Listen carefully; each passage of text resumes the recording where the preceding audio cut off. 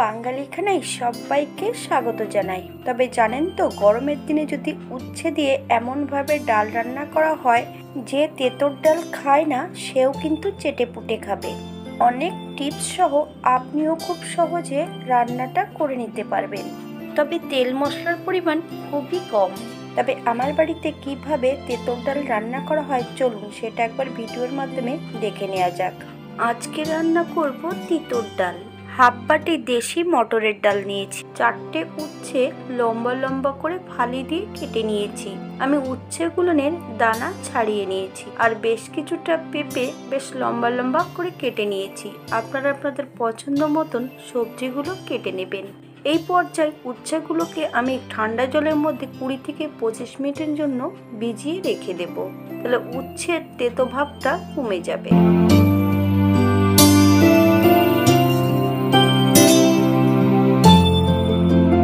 3-4 বার বেশ জল পাল্টিয়ে মটরের ডালগুলোকে ভালো করে ধুয়ে নেব।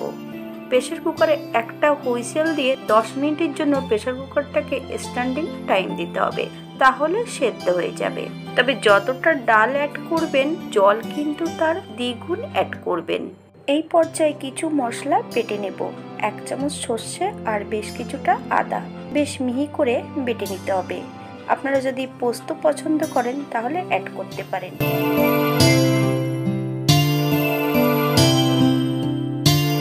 একটা কড়াইতে বেশ কিছুটা সর্ষের তেল অ্যাড করেছি।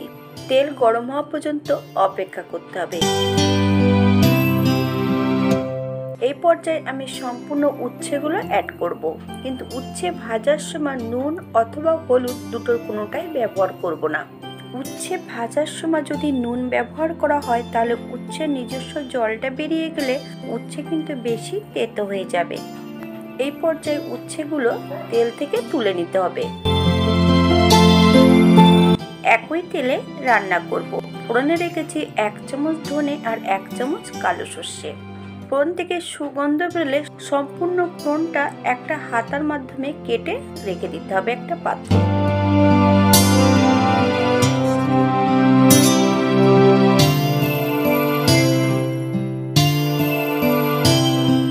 একই তেলে সম্পূর্ণ পেঁপেগুলো অ্যাড করতে হবে। একটু নুন আর হলুদ গুঁড়ো দিয়ে পেঁপেটাকে বেশ 4 থেকে 5 মিনিটের মতন ভেজে নিতে হবে, অথবা একটু লাল লাল করে পেঁপেগুলোকে ভেজে নিলে খেতে কিন্তু বেশি সুস্বাদু হবে। আপনারা আপনাদের পছন্দ মতন সবজিগুলো ভেজে নিতে পারেন।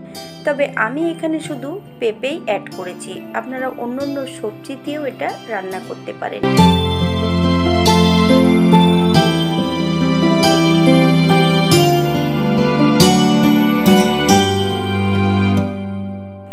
এই পর্যায়ে সম্পূর্ণ পেঁপেগুলো ভাজা হয়ে গেছে। আমি কিন্তু কড়াই থেকে পেঁপেগুলো তুলে নেব না। এই পর্যায়ে অ্যাড করব একটা তেজপাতা। ডালগুলো সেদ্ধ করে একটা পাত্রে ঢেলে নিয়েছি। ডাল সেদ্ধ করা কিন্তু এক্সট্রা কোনো জল নেই। এই পর্যায়ে সম্পূর্ণ ডাল সবজির মধ্যে অ্যাড করব। 2 থেকে 3 মিনিটের মতন সবজি ও ডাল দিয়ে বেশ ভালো করে কষিয়ে নিতে হবে। তবে সবজি আর ডালটা যত কষা ভালো হবে তত কিন্তু খেতে সুস্বাদু হবে।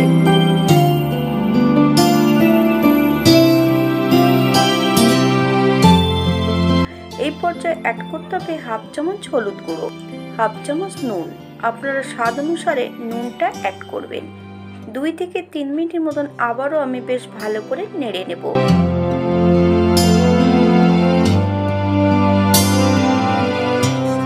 তবে ডালগুলো কিন্তু একদম গলে যাবে না, একটু গোটা গোটা থাকবে। এই পর্যায়ে আমি প্রেসার কুকার ধুয়ে বেশ কিছুটা জল অ্যাড করব।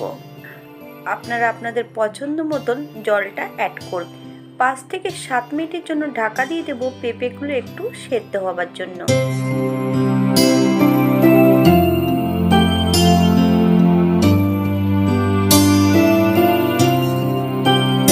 7 মিনিট পর এই পর্যায়ে একবার চেক করে নিতে হবে পেঁপেগুলো সেদ্ধ হয়েছে কিনা।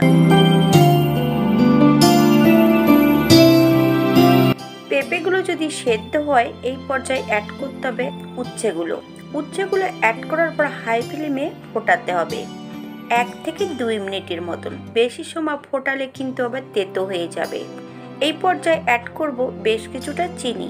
আপনার নুন চিনিটা স্বাদ অনুসারে অ্যাড করবেন। আবারও আমি 1 মিনিটের মতন হাই ফ্লেমে ফুটিয়ে নেব।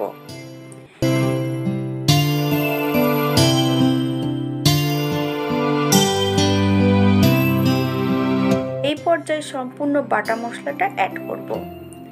হালকা হাতে বেশ নেড়ে চেড়ে দিতে হবে। যখনই বাটা মশলাটা অ্যাড করবেন তখন কিন্তু একদম লো ফ্লেমে 1 মিনিটের মতন লো ফ্লেমে বেশ ভালো করে নাড়াচাড়া করে মিশিয়ে দিতে হবে।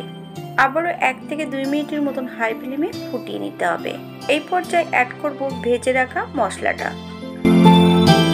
আমার তেঁতুল ডালের আরও একটা রেসিপি এই চ্যানেলে দেওয়া আছে, সেখানে মুগ ডাল দিয়ে রান্না করা আছে। যাদের গ্যাসের টেন্ডেন্সি আছে তারা কিন্তু ওইভাবে রান্নাটা করে নিতে পারেন।